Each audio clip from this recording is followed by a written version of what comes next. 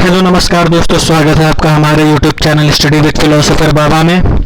आज हम बात करने वाले हैं UP triple SC prelims entrance test के सिलेबस के बारे में, जिसे हाल ही में यूपी ट्रिपल एससी ने लॉन्च किया है। पहले क्या होता था कि यूपी ट्रिपल एससी एग्ज़ाम जब कोई नोटिफिकेशन निकालता था उसी के साथ में सिलेबस को भी निकाल देता था, लेकिन ये पहली बार हुआ है कि यूपी ट्रिपल एससी ने अपना सिलेबस बहुत पहले ही लॉन्च कर दिया और उन्होंने बता दिया कि हम किस सेक्शन से क्या पूछने वाले हैं।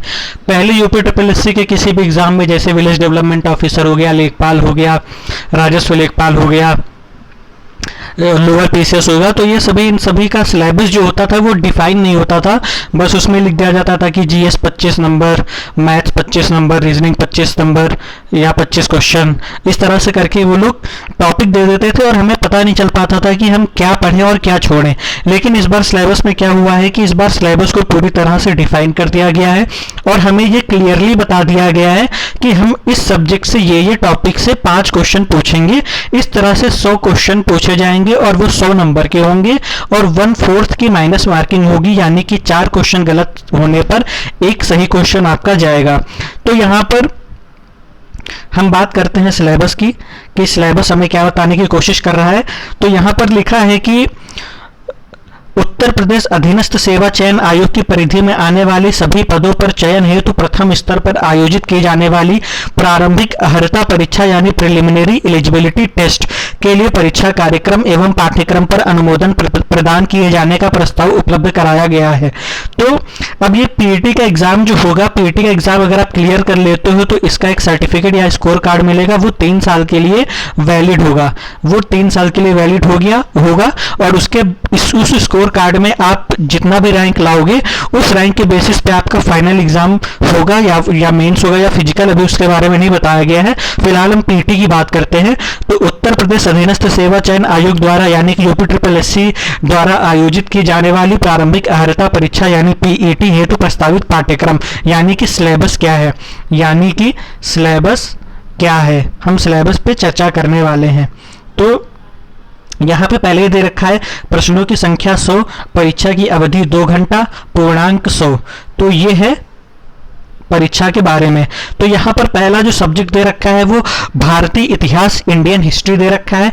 इसमें इन्होंने टॉपिक डिफाइंड किया है कि पहला टॉपिक है इंडस वैली सिविलाइजेशन यानी सिंधु घाटी की सभ्यता, वैदिक कल्चर यानी वैदिक संस्कृति, बौद्ध धर्म, गौतम बुद्ध जीवनी एवं उनकी शिक्षाएं, जैन धर्म, महावीर जीवनी एवं उनकी शिक्षाएं, मौर्य वंश, सम्राट अशोक, गुप्त वंश, समुद्रगुप्त चंद्रगुप्त द्वितीय, हर्षवर्धन, राजपूत काल, सल्तनत काल, मुगल साम्राज्य, मराठा, उसके बाद ब्रिटिश राज का अभ्युदय एवं प्रथम स्वतंत्रता संग्राम, ब्रिटिश राज का सामाजिक आर्थिक प्रभाव। यहां से आपके क्वेश्चन बनेंगे 5 क्वेश्चन 5 नंबर के। उसके बाद अब इसमें क्या है, एंशिएंट हिस्ट्री और मेडिवल हिस्ट्री दोनों कंबाइंड करके दे दिया है, जहां से आपको 5 क्वेश्चन मिलेंगे 5 नंबर के। अब यहां पर दे रखा है भारतीय राष्ट्रीय आंदोलन, इंडियन नेशनल मूवमेंट। इसमें दिया हुआ है स्वाधीनता आंदोलन के प्रारंभिक वर्ष, स्वदेशी तथा सविनय अवज्ञा आंदोलन, महात्मा गांधी तथा अन्य नेताओं की भूमिका, क्रांतिकारी आंदोलन तथा उग्र राष्ट्रवाद का उदय, विधायी संशोधन तथा ब्रिटिश इंडिया एक्ट 1935, भारत छोड़ो आंदोलन, आजाद हिंद फौज तथा नेताजी सुभाष चंद्र बोस। तो यहां से आपके 5 क्वेश्चन पूछे जाएंगे 5 मार्क्स के। तो ये हमारा हो गया मॉडर्न हिस्ट्री का पार्ट, जहां से 5 क्वेश्चन 5 नंबर के पूछे जाएंगे। उसके बाद है ज्योग्राफी यानी भूगोल। इसमें पहला दिया हुआ है भारत एवं विश्व का भौतिक भूगोल, जिसमें नदियां तथा नदियों की घाटी, भूजल संसाधन, पर्वत पहाड़ियां तथा हिमनद, मरुस्थल और शुष्क क्षेत्र, वन, खनिज संसाधन विशेषकर भारत में, भारत एवं विश्व का राजनैतिक भूगोल, जलवायु तथा मौसम, टाइम जोन, जनसंख्यिकी परिवर्तन तथा प्रवास। यहां से 5 क्वेश्चन बनेंगे 5 नंबर के। तो ये था हमारा ज्योग्राफी का सिलेबस। अब हम बात करते हैं इंडियन इकोनॉमी के बारे में। तो यहाँ पर पहला दे रखा है भारतीय अर्थव्यवस्था अर्थव्यवस्था 1947 टू 1991 तक, योजना आयोग तथा पंचवर्षीय योजनाएं, मिश्रित अर्थव्यवस्था का विकास, निजी एवं सार्वजनिक क्षेत्र, हरित क्रांति, दुग्ध विकास एवं ऑपरेशन फ्लड, बैंकों का राष्ट्रीयकरण तथा सुधार, वर्ष 1991 यानी 1991 में आर्थिक सुधार तथा उसके बाद की अर्थव्यवस्था, वर्ष 2014 के पश्चात के आर्थिक सुधार यानी कृषि सुधार, ढांचागत सुधार, श्रम सुधार, ये सारे जो सुधार हुए थे, रैयतवाड़ी व्यवस्था, महलवाड़ी व्यवस्था, ये जो व्यवस्थाएं खत्म की गई थी, ये सारे कृषि सुधार के अंतर्गत, और ये इंफ्रास्ट्रक्चर और ये लेबर रिफॉर्म। तो यहां से आपके 5 क्वेश्चन 5 मार्क्स के बनेंगे। फिर इसमें क्या है, हाल ही में आर्थिक सुधार और जीएसटी भी जोड़ा गया है, यानी कि जीएसटी भी जोड़ा गया है, जीएसटी भी समझने की कोशिश करेंगे हम। अब यहां पर हमारा आगे है इंडियन कॉन्स्टिट्यूशन एवं एंड पब्लिक एडमिनिस्ट्रेशन यानी इंडियन पॉलिटी। यहाँ पर भारतीय संविधान से में जो टॉपिक डिफाइन किया गया है वो ये है कि भारतीय संविधान की मुख्य विशेषताएं क्या हैं, राज्य के नीति निर्देशक सिद्धांत क्या है, मौलिक अधिकार एवं मौलिक कर्तव्य, संसदीय प्रणाली, संघीय प्रणाली, संघ एवं केंद्र शासित प्रदेश, केंद्र राज्य संबंध, न्यायिक ढांचा, सर्वोच्च न्यायालय, उच्च न्यायालय यानी सुप्रीम कोर्ट, हाई कोर्ट, जिला प्रशासन, स्थानीय निकाय तथा पंचायती राज संस्थाएं। यहाँ से 5 क्वेश्चन 5 मार्क्स के पूछे जाएंगे। तो यहां पर मैं आपको एक सूचना देना चाहता हूं कि हमने पॉलिटी की एनसीईआरटी शुरू की है, जो क्लास 6 से लेके क्लास 10th तक पहले फेज में पढ़ाई जाएगी, और उसके बाद क्लास 11th और क्लास 12th की एनसीईआरटी पढ़ाई जाएगी। तो आप इस चैनल पे आकर के प्लेलिस्ट में जाकर के पॉलिटी की एनसीईआरटी पढ़ सकते हैं, वहां से आपका बेस मजबूत हो जाएगा। फिर आप ये सारे कॉन्सेप्ट जब पढ़ोगे तो आपको क्लियरिटी आएगी और आप अच्छे से पेपर में परफॉर्मेंस दे पाओगे। अब बात करते हैं जनरल साइंस की। तो यहाँ पर जनरल साइंस में प्रारंभिक भौतिक विज्ञान, प्रारंभिक रसायन विज्ञान और प्रारंभिक जीव विज्ञान, इसमें लूसेंट से भी पढ़ेंगे तो काम हो जाएगा। 5 क्वेश्चन 5 मार्क्स के। उसके बाद हम बात करेंगे सामान्य हिंदी की। सामान्य हिंदी में पूछा जाएगा संधि, विलोम शब्द, पर्यायवाची शब्द, वाक्यांशों के लिए एक शब्द, लिंग, सम्मिश्रित भिन्नार्थक शब्द, मुहावरे, लोकोक्तियां, सामान्य अशुद्धियां, लेखक एवं रचनाएं, गद्य एवं पद्य। और उसके बाद क्या है, सामान्य अंग्रेजी व्याकरण, अपठित गद्यांश पर आधारित प्रश्न यानी कॉम्प्रहेंशन। तो इस तरह से हिंदी में जो है 5 क्वेश्चन 5 मार्क्स के, इंग्लिश में भी 5 क्वेश्चन 5 मार्क्स के। उसके बाद फिर करंट अफेयर्स भी हम आपको कवर कराएंगे भारत एवं वैश्विक स्तर पर। उसके बाद फिर क्या है, सामान्य जागरूकता यानी जनरल अवेयरनेस में क्या है, करंट अफेयर्स से पूछा जाएगा आपका 10 क्वेश्चन। तो दोस्तों ये यहाँ पर मेजर रोल प्ले करेगा। तो आपको करंट अफेयर्स बहुत ही कायदे से कंप्लीट करना है, जिसे मैं अपने चैनल पर कंप्लीट करवाऊंगा। और ये 10 क्वेश्चन आपको अपने हाथ से जाने नहीं देना है, क्योंकि ये 10 क्वेश्चन बहुत इंपॉर्टेंट रखता है और ये 10 क्वेश्चन अपने हाथ में है। तो ये 10 क्वेश्चन मेजर रोल प्ले करेंगे।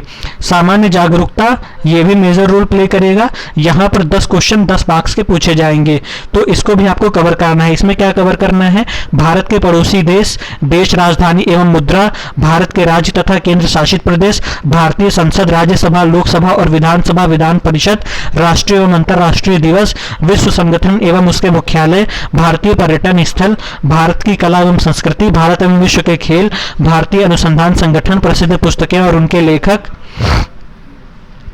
पुरस्कार एवं विजेता, जलवायु परिवर्तन एवं पर्यावरण। और हिंदी में यहाँ पर आपसे पूछा जाएगा कॉम्प्रिहेंशन, प्रत्येक पर 5 प्रश्न यानी कि प्रत्येक पर 5 प्रश्न 2 नंबर के यानी 10 मार्क्स यहाँ पर पूछा जाएगा। नहीं, यहाँ पर जो गद्यांश हिंदी में पूछा जाएगा वो 2 गद्यांश पूछे जाएंगे 5-5 क्वेश्चन के। तो इस तरह से ये 10 मार्क्स के 10 क्वेश्चन हो गए, सॉरी फॉर द मिस्टेक। फिर उसके बाद यहाँ पर अंत में दिया गया है ग्राफ की व्याख्या एवं विश्लेषण, 10 क्वेश्चन पूछे जाएंगे। तालिका एवं विश्लेषण 2 ग्राफ पूछे जाएंगे, 5-5 क्वेश्चन पर बेस्ड होंगे। तो इस तरह से 20 नंबर का हो गया। तो ये मेजर रोल प्ले करेगा। लेकिन यहाँ पर हमें ये भी क्लियरिटी के साथ आयोग ने बताया हुआ है कि हम जो पूछेंगे वो क्रमांक 1 से 9 पर अंकित शैक्षणिक विषयों से संबंधित प्रश्नों की कठिनाई का स्तर जो होगा, डिफिकल्टी लेवल जो होगा, वो एनसीईआरटी के द्वारा निर्धारित सेकेंडरी सीनियर सेकेंडरी स्तर का होगा। यानी जो क्वेश्चन बनेगा वो एनसीईआरटी से ही बनेगा, एनसीईआरटी के बाहर नहीं जाएगा। तो आपको एनसीईआरटी पढ़ना मस्ट है। एनसीईआरटी आपको पढ़नी ही पड़ेगी अपने परफॉर्मेंस को अच्छा करने के लिए, अपने नॉलेज को बढ़ाने के लिए। परीक्षा का जो प्रकार है परीक्षा का प्रकार वस्तुनिष्ठ प्रकृति का यानी ऑब्जेक्टिव टाइप का होगा, ऑब्जेक्टिव टाइप के क्वेश्चन पर बेस्ड होगा। प्रत्येक गलत उत्तर के लिए 1/4 की माइनस मार्किंग होगी, यानी 1/4 की माइनस मार्किंग आपको देखने को मिलेगी यहाँ पर। तो अब हम बात करते हैं कि हमारी स्ट्रेटजी क्या होने वाली है। तो हम आपको जीएस सेक्शन जितना भी है वो हम आपको क्लियर कराएंगे और उसे अच्छे से कवर करेंगे और पूरा सिलेबस कवर करेंगे। और कोशिश ये रहेगी कि ये पूरा सिलेबस 30 दिन के अंदर कवर कर ले। टारगेट यही रहेगा कि ये पूरा सिलेबस जो जीएस का सिर्फ पोर्शन है, मैं मैथ्स रीजनिंग की बात नहीं कर रहा, मैं सिर्फ जीएस की बात कर रहा हूँ, जिसमें history, polity, economy, geography, science और आपका जनरल अवेयरनेस। तो ये सारी चीज़ें हम आपको चैनल पर पूरा कवर करवाएंगे।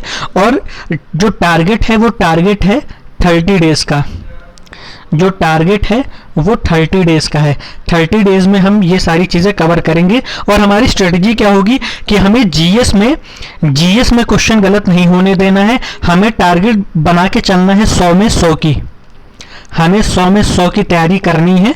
और ये दोस्तों कठिन नहीं है, ये लाया जा सकता है। आपने हाल ही में जेईई एडवांस का रिजल्ट देखा होगा, तो वहाँ पर काव्या चोपड़ा नाम की जो लड़की थी उसने 100 में से 100 परसेंटाइल स्कोर किया हुआ है और वो देश की पहली लड़की हो गई है जिसने पूरे पेपर में से पूरे नंबर गेन किए हैं। तो यहाँ पर कुछ भी इम्पॉसिबल नहीं है, आप कर सकते हैं, आप में मूव पोटेंशियल है। तो हमें टारगेट मान के चलना है 100 में 100 क्वेश्चन, और जीएस के एक भी क्वेश्चन गलत नहीं होने देना है। हमें जीएस को इतना मजबूत कर लेना है कि जीएस हमारे हाथ से बाहर ना जा पाए और हम उसमें सारे क्वेश्चन सही कर लें। कुछ एक क्वेश्चन जो आयोग अपनी तरफ से दे देता है, वो आयोग की भेंट चढ़ते हैं, उनकी बात नहीं की जा सकती है।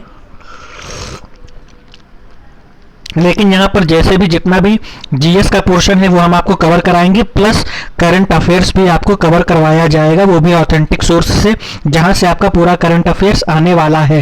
तो तैयार हो जाइए दोस्तों, हम यूपी ट्रिपल एससी पीटी की तैयारी शुरू करने वाले हैं। और हम स्टार्ट करेंगे हिस्ट्री प्लस पॉलिटी से, क्योंकि हिस्ट्री और पॉलिटी एक दूसरे से जुड़े हुए हैं। तो हम हिस्ट्री और पॉलिटी दोनों कवर करते हुए एक साथ सिलेबस को कवर करेंगे। और पॉलिटी की एनसीईआरटी तो चालू हुई है, आपने देखा भी होगा। क्लास 6 हम कवर कर चुके हैं, क्लास 7 पर आ चुके हैं। क्लास 7 की एनसीईआरटी इसी हफ्ते खत्म हो जाएगी और मे भी क्लास 8 की एनसीईआरटी पॉलिटी की स्टार्ट हो जाए। तो पॉलिटी की एनसीईआरटी भी आप पढ़िए, और आप जो हम लेक्चर लेने वाले हैं, जो सेशन लेने वाले हैं हिस्ट्री प्लस पॉलिटी और बाकी जितने भी जीएस से रिलेटेड सब्जेक्ट हैं, आप उनकी भी क्लास अटेंड करिए। फिर आप प्रैक्टिस करिए, मॉक टेस्ट लगाइए।